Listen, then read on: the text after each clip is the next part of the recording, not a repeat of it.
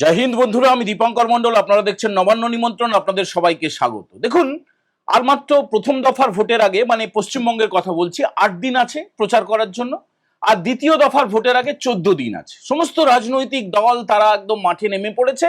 কিছু কিছু আছে সুখী প্রার্থী, তারা গায়ে রোদ লাগাচ্ছে না, সকালের দিকে সন্ধ্যের দিকে তারা যাচ্ছে একটু চা চক্রে, পার্টি থেকে টাকা পাচ্ছে, সেই টাকাগুলো পকেটে ভরবে, তাদের জেতার ইচ্ছে নেই, সেটা খুব কম, তাদের কথা বলবো না। আছে, তেমন প্রার্থী আছে, শাসকে আছে, বিরোধিতায় আছে, আছে এরকম কিছু প্রার্থী। তো মানব গুহ নামে যে প্রার্থীর কথা আপনাদেরকে আগে আমরা ভিডিও করে জানিয়েছিলাম, মেমারিতে যিনি ভারতীয় জনতা পার্টির টিকিট পেয়েছেন, যিনি একজন পেশায় সাংবাদিক, তিনি কি করছেন? তিনি সকাল থেকে রাত পর্যন্ত, একদম মধ্যরাত্রি পর্যন্ত গোটা মেমারির অলিতে গলিতে চষে বেড়াচ্ছেন। তো সেখানে গিয়ে আমাদের ভাইপো বাবু মানব গুহর নামে কিছু বলেছেন, মানে কি চুলকোনোর চেষ্টা করেছিলেন। মানব গুহ পাল্টা এমন চুলকেছে, একদম বিছুটি পাতা দিয়ে বা শিরিষ কাগজ দিয়ে এমন করে দিয়েছে না ওষুধটা, পাল্টা ওষুধ। দেখুন, এটাই কিন্তু দরকার। এই যে ভোটের আগে আপনারা অনেকে সোশ্যাল মিডিয়ায় বা মুখে কাউকে বলতে শোনা যাচ্ছে, আমাকে না ধমকে দিল, চমকে দিল, মেরে দিল, এইসব ন্যাকামি আর করবেন না। এইসব ন্যাকামি আর কেউ শুনতে চায় না। কেউ মেরে দিল, আপনি মাথা নিচু করে চলে এলেন, এইসব চলবে না। আপনিও পাল্টা কষিয়ে দুটো চড় মারুন। আপনার হাতের কাছে থান ইট থাকলে সেটা ব্যবহার করুন, বাড়িতে মোড়া ঝাঁটা থাকলে সেটা ব্যবহার করুন। সেটাই আমরা শুনতে চাইছি, যে আপনাকে হুমকি দেওয়ার পরে, চমকানোর পরে, ধমকানোর পরে, থাপ্পড় মারার পরে, আঁচড়ানোর পরে, চুলকোনোর পরে আপনি কি করেছেন সেটা বলুন। আপনার কাছে আর কেউ ওইসব ন্যাকা ন্যাকা পুষু পুষু কথা কেউ শুনতে চায় না। মানব গুহর ভিডিওটা দেখাবো, সেটাকে আপনারা ফলো করুন। এটাই হচ্ছে রাস্তা। চুলকে দিতে গেলে, কেউ যদি চায়, কেউ যদি আঁচড় দিতে চায়, তাহলে তাকে সিরিজ কাগজ দিয়ে বা বিছুটি পাতা দিয়ে পাল্টা এমন ভাবে চুলকে দিন যাতে করে সে আর আপনার মানে ধারে কাছে দেখা যাবে না। এটাই দরকার, এটাই দরকার। আর কি বলবো, সারাদিন ধরে যা দেখছি, মানে যা হাওয়া উঠে গেছে সেটা তো আপনারা সবাই দেখছেন। প্রধানমন্ত্রী নরেন্দ্র মোদী, অমিত শাহ, আবার এসছেন উত্তরপ্রদেশের মুখ্যমন্ত্রী যোগী আদিত্যনাথ, একাধিক সভা করছেন। এবং মূল যে কথাটা, যে বুলডোজার শুধুমাত্র কিন্তু রাস্তা তৈরি করার জন্য ব্যবহার করা হয় না, মাফিয়াদেরকে টাইট করার জন্য, মাফিয়াদেরকে শায়েস্তা করার জন্য বুলডোজার ব্যবহার করা হয়। আর দুষ্কৃতীদেরকে বা মাফিয়াদেরকে কিভাবে জাহান্নামে পাঠানো হয় উত্তরপ্রদেশে, সেই রাস্তাটা, সেই উপায়টা বা সেই পথটা যে এরা প্রযুক্ত হবে, সেই কথাটা কিন্তু বলে গিয়েছেন। মানুষের মধ্যে একটা আবেগ তৈরি হয়ে গিয়েছে, একটা অদ্ভুত ভাবে ভালোবাসা এবং অদ্ভুত একটা শাসকের দুর্নীতির প্রতি, চোরেদের দুর্নীতির প্রতি, ডাকাতদের বা ধর্ষকদের, নারী নির্যাতকদের প্রতি অদ্ভুত ঘৃণা তৈরি হয়েছে। এই জন্যই বারবার আমরা বলছি, আর ন্যাকা ন্যাকা পুষু পুষু কথা কেউ বলবেন না। কি করলেন, ওষুধটা কি দিলেন, পাল্টা কি ট্যাবলেট দিলেন, নাকি কফ সিরাপ দিলেন, নাকি ক্যাপসুল দিলেন, কি দিলেন, বা আয়ুর্বেদিক চিকিৎসা না হোমিওপ্যাথিক চিকিৎসা নাকি এলোপ্যাথিক চিকিৎসা, সেই সব ভাবুন। আর ন্যাকা ন্যাকা কথা বলে লাভ নেই। প্রধানমন্ত্রী নরেন্দ্র মোদী, তিনি তো ছিলেন গতকালকে এ রাজ্যে। তিনি কালকে রাতে শিলিগুড়িতে রোড শো করেছেন। তার কোনো নির্ধারিত কর্মসূচি ছাড়া হাজার হাজার লক্ষ লক্ষ মানুষ তাকে একদম, কি বলবো, সেই হ্যামলিনের বাঁশিওয়ালার মতো, একদম সেই আলোকবর্তিকার মতো তার চারিদিকে মানুষ দৌড়ে যাচ্ছেন। একদম যেভাবে আগুনের দিকে পঙ্গপাল দৌড়ে যায় আর কি, যদিও পঙ্গপালের উদাহরণটা এখানে ঠিক না। সাধারণ মানুষ একটা ম্যাগনেটিক পার্সোনালিটির দিকে তারা যাচ্ছেন, চৌম্বকীয় আকর্ষণের দিকে। দেখুন, প্রধানমন্ত্রীর বক্তৃতা আপনারা ফেসবুকে বা তার ইনস্টাগ্রামে বা টুইটারে বা টিভিতে বা পোর্টালে সেগুলো আপনারা দেখছেন, প্রধানমন্ত্রীর অ্যাকাউন্টে আপনারা দেখছেন। একটা ছবি নিশ্চয়ই আপনাদের চোখে পড়েছে, আমার তো খুব ভালো লেগেছে। একটি ছোট্ট শিশু, সে জিজ্ঞেস করছে, সকাল থেকে সে রাস্তায় দাঁড়িয়েছিল প্রধানমন্ত্রী নরেন্দ্র মোদীকে দেখবে বলে, সে একজন পুলিশ কর্মীকে জিজ্ঞেস করছে, পুলিশ কাকু, মোদী কখন আসবেন? তখন পুলিশ কর্মীটিও প্রত্যুত্তরে হাসি মুখে বললেন, তিনি বেরিয়েছেন বাড়ি থেকে, তিনি যথাসময়ে পৌঁছবেন। যে সমস্ত প্রজন্মের কাছে নরেন্দ্র মোদী একটা আলোকবর্তিকা হয়ে উঠেছেন। তাকে কেন্দ্র করে যে বলয় তৈরি হয়েছে, যে বৃত্ত তৈরি হয়েছে, যে আকর্ষণীয় ক্ষমতা তৈরি হয়েছে, যেভাবে সাধারণ মানুষ, একদম সমস্ত পেশার মানুষ তার সমস্ত সভায় যোগ দিচ্ছেন, এরকম ছবি আগে দেখা যায়নি। এর পাশাপাশি আর ঢুকে যাবে এবারে হেমন্ত বিশ্ব শর্মা। আসামে ভোট হয়ে গেছে, তার মানে গোটা বিজেপির যত সর্বভারতীয় নেতা নেত্রী যারা রয়েছেন, মুখ্যমন্ত্রীরা রয়েছেন, সবাই মিলে পশ্চিমবঙ্গকে একদম পাখির চোখ করেছেন। অনেকে মনে মনে ভাবছিলেন যে সিরিয়াসলি বিজেপি কি চায়, কতটা চায় এবার নিশ্চয়ই আপনারা বুঝতে পারছেন। দেখুন, মোথাবাড়িতে যে এনআইএ তদন্ত শুরু হয়েছে সেখানে খেলা শুরু হয়ে গেছে। বেশ কিছু তৃণমূলের লোকজন ইতিমধ্যে চিহ্নিত হয়ে গিয়েছে এবং তৃণমূলের একজন পঞ্চায়েত সদস্যকে গ্রেপ্তারও করা হয়ে গিয়েছে। এরপরে আস্তে আস্তে করে আরো বড় বড় নেতার দিকে হাত যাবে। শুভেন্দু বাবু তিনি আজকে কাঁথির একটা সভা থেকে বলেছেন, পদ্ম পদ্ম পদ্ম পিসি হবেন জব্দ। এটা একটা নতুন স্লোগান, আমাদের কাছে ভালো লেগেছে। অন্যদিকে একটা ট্রেন্ড আপনারা দেখছেন, আপনারা অনেকে কমেন্ট করেও জানাচ্ছেন যে ভাই আপনার ভিডিও শুরু হচ্ছে তৃণমূলের কাহিনী দিয়ে, তৃণমূলের ভিডিও দিয়ে। দেখুন, এটা আমাদের হাতে নেই। এত কোটি কোটি টাকা ডিজিটাল মিডিয়ায় তৃণমূল ঢেলেছে যে কোনো কন্টেন্টে, সেটা বিজেপির কন্টেন্ট হোক, আইএসএফ এর কন্টেন্ট হোক, হুমায়ুন কবিরের কন্টেন্ট হোক, সিপিআইএম এর কন্টেন্ট হোক, যারই হোক না কেন, প্রত্যেকের কন্টেন্টের শুরুতে শেষে মাঝখানে যে অ্যাডভার্টাইজটা দেখাচ্ছে, এটা আমরা কন্ট্রোল করতে পারি না। দেখুন, ভারতবর্ষের ইউটিউবার বা কন্টেন্ট ক্রিয়েটাররা শুধু নয়, কোথায় কোন জার্মানিতে বসে রয়েছে ধ্রুব রাঠি নামে একজন, তাকেও কিভাবে প্রভাবিত করা হয়েছে, কত বড় কত মাল দেওয়া হয়েছে, কি খেলাটা খেলা হয়েছে। সেই ধ্রুব রাঠি জার্মানিতে বসে বসে আমাদের রাজ্যের এসআইআর নিয়ে কন্টেন্ট তৈরি করছে। সে বলছে যে এই জ্ঞানেশ কুমার সে দোষী আর কেন্দ্রীয় সরকার দোষী। মানে সে পরিষ্কার বুঝে যাচ্ছে এখানে নাকি নাম কাটা হচ্ছে। আপনারা বলুন তো, নাম কাটা হচ্ছে কাদের? নাম কাটা হচ্ছে যারা মারা গিয়েছে, ভুয়া ভোটার, যারা স্থানান্তরিত হয়েছে তাদের নাম, যারা একসঙ্গে অনেক জায়গায় নাম তুলে রেখেছে, যারা বিদেশি নাগরিক তারা। এবং কিছু কিছু নামের বাবার নাম, মার নাম, নিজের নাম সেখানে বানানের গন্ডগোল থাকার ফলে কিছু কিছু নিশ্চয়ই সমস্যা হয়েছে। কিন্তু ধ্রুব রাঠি এমন একটা কন্টেন্ট তৈরি করেছে যেটা কিনা কেন্দ্রীয় শাসক দল মানে ভারতীয় জনতা পার্টির বিরোধিতা করুক, অসুবিধে নেই, কিন্তু ইলেকশন কমিশনের বিরোধিতা করছে মানে কি? দেশের সংবিধানকে চ্যালেঞ্জ করছে। তাহলে সরাসরি সে বলুক যে সে তৃণমূল করে বা সিপিআইএম করে বা কিছু একটা করে, তা না। এই ছেলেটিকে ভালো লাগে, এই ছেলেটি মাঝে মধ্যে এডুকেশনাল ভিডিও করে, তার বিরাট মিলিয়ন মিলিয়ন ভিউ হয়, ঠিক আছে, কিন্তু কিচ্ছু না জেনে শুনে শুধুমাত্র কিসের বিনিময়ে কি পেয়েছে সেটা তো অবশ্যই আমাদের জানা উচিত। এবার বন্ধুরা, যেটা বলছিলাম যে মানব গুহর ভিডিও, যেটা আপনাদের সবার দেখা উচিত, বিজেপির সমস্ত প্রার্থীর এই পথটাই ফলো করা উচিত। দেখুন, গতকালের একটা ঘটনা বলি। এই ভিডিওটা দেখার আগে একজন প্রার্থীর সঙ্গে আমি দেখা করতে গিয়েছিলাম, মানে কাজের মাঝে যতটা সম্ভব বেরিয়ে কি ভোটের হাওয়া বোঝার জন্য, তার কি প্রচার চলছে। প্রথমে ট্রেনে গেলাম, আমার গাড়ি নেই, আমি প্রথমে ট্রেনে গেলাম, তারপরে অটো চেপে ৩-৪ জনের পরে পঞ্চম ব্যক্তি বলতে পারলেন। তারপরে তার সঙ্গে কথা বলে যা বোঝা গেল, মানে তার স্ক্রিনটা বেশ মানে মানে স্কিন মানে একদম মুখের যে চামড়ার কথা বলছে, একদম চকচক ঝকঝক করছে, ফেসিয়াল করা মুখ। আমি ভাবলাম যে এই রোদের মধ্যে যদি কোনো প্রার্থী ঘুরে বেড়ায় তার তো কালো হয়ে যাওয়ার কথা।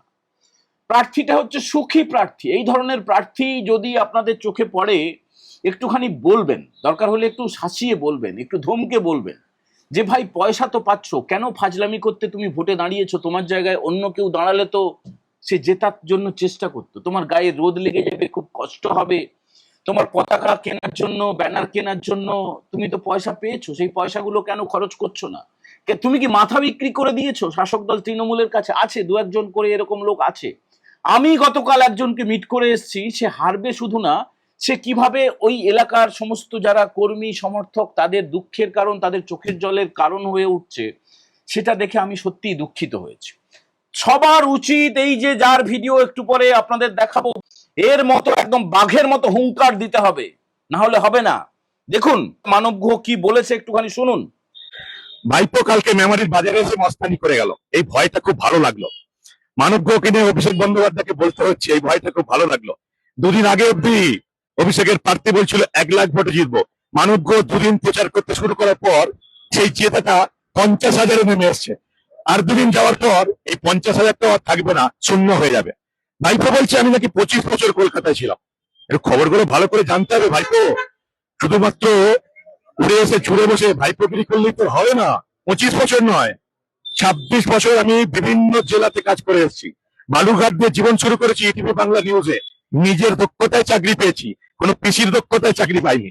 বালুরঘাটে কাজ করেছি, পুরুলিয়াতে কাজ করেছি, আসানসোল দুর্গাপুরে কাজ করেছি, বাঁকুড়ায় কাজ করেছি, মেদিনীপুরে কাজ করেছি, কলকাতায় কাজ করেছি। মেমারিতে চাকরি থাকলে এটা করতে হতো না। সাংবাদিকতা করেছি ভাইপো। 2011 পরিবর্তনের লড়াই লড়েছি। 2008, 9, 10 জঙ্গলমহলে তোমার পিসির গাড়ির কনভয়ে সাংবাদিকদের যে গাড়ি থাকতো সেই গাড়িতে আমার কনভয় ছিল। তুমি কোথায় ছিলে ভাইপো?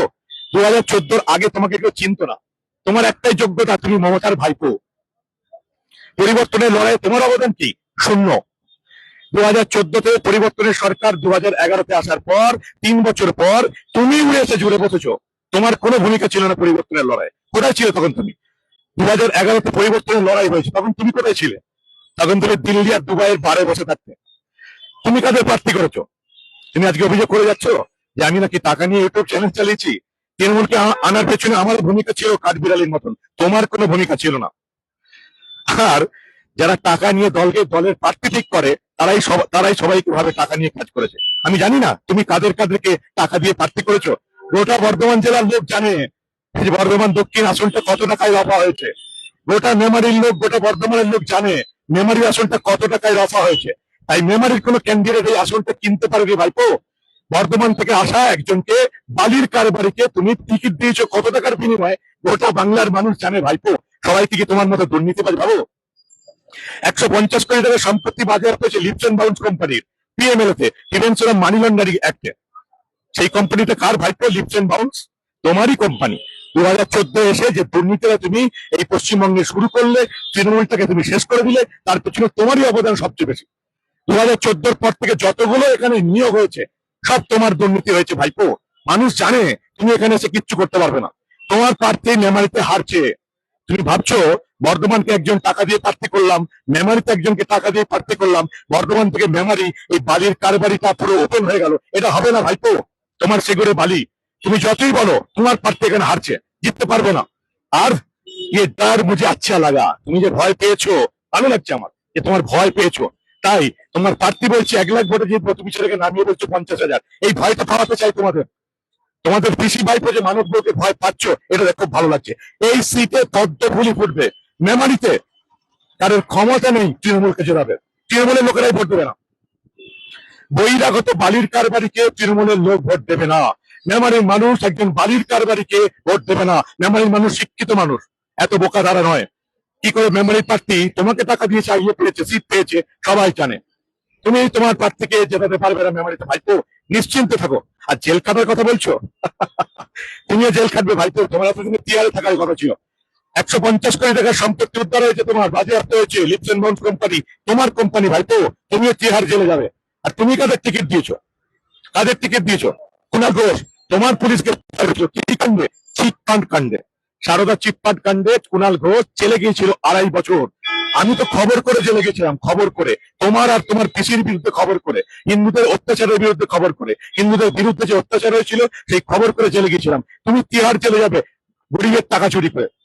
তুমি কাকে টিকিট দিয়েছো? কুণাল ঘোষ সারদা চিটফান্ড কাণ্ডে 2.5 বছরের জেল কাটে আসা। তুমি কাকে টিকিট দিয়েছো? জ্যোতিপ্রিয় মল্লিক মানুষের খাবার চুরি করে দিয়েছি, রেশন চুরি, তাকে তুমি টিকিট দিয়েছো। তুমি মানিককে টিকিট দিয়েছো, কি চুরি করেছে? তাই তো তোমার মিথ্যা কথা আর কেউ খাচ্ছে না। গোটা বাংলার মানুষ জেনে গেছে তোমার কোনো যোগ্যতা নেই পিসির চামচাগিরি করা ছাড়া। মমতা বন্দ্যোপাধ্যায় তোমার পিসি, তোমার একটাই যোগ্যতা, তুমি আমার কোনো যোগ্যতাতেই আসো না। পরিবর্তনের লড়াই আমি ছিলাম, তুমি ছিলে না। মানুষকে জাগানোর লড়াই আমি আছি, তুমি নেই। তোমার যা যোগ্যতা, তোমার সঙ্গে আমার কোনো তুলনায় চলে না। তুমি আমার সম্বন্ধে সেই মেমারি বাস স্ট্যান্ডে বলে গেলে ভালো লাগলো। তোমার এই ভয়টাই আমি তোমার চোখে দেখতে চাই। পিসি ভাই পেলে মানব ভোটে ভয় পাচ্ছে, এটাই হচ্ছে আমার জয়। ভোট মেয়ে মেমারিতে পদ্মফুল ফুটবে, মানব গ্রহকেই মানুষ জেতাবে ভাইপো, তুমি কিচ্ছু করতে পারবে না। কেমন লাগলো? দারুণ না? মানে যতটা ওষুধ দিতে হয় এইটাই দরকার, বুঝলেন তো? যদি কোনো প্রার্থী মানে 294টা প্রার্থীর মধ্যে 293টা তো বিজেপির রয়েছে, বা যারা কেউ আইএসএফ এর যদি দেখেন, সিপিআইএম এর কেউ দেখেন, কংগ্রেসের কেউ দেখেন, বা হুমায়ুন কবিরের দল আমজনতা উন্নয়ন পার্টির কোনো প্রার্থী দেখেন, কোনো কর্মী দেখেন, সমর্থক দেখেন, এটা না মডেল হওয়া উচিত। এইটাই মডেল হওয়া উচিত। আপনি শাসকের বিরুদ্ধে কথা বলবেন, মিউ মিউ করে নেতিয়ে চলবে না। আপনাকে এরকম ভাবেই বলতে হবে, এরকম কড়া ভাবে বলতে হবে। চোরকে চোর বলতে হবে, দাদা কোদালকে কোদাল বলতে হবে, না হলে হবে না।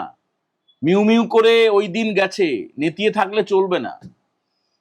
আর যারা কর্মী সমর্থক, যারা প্রার্থী হননি, প্রার্থী তো সবাই হতে পারবেন না, তারা এবারে ওই দয়া দাক্ষিণ্য কুই কুই কুই করে কান্নাকাটি ন্যাকামি, আগেও বলেছি দয়া করে আর ওইসব ন্যাকামি দেখাবেন না।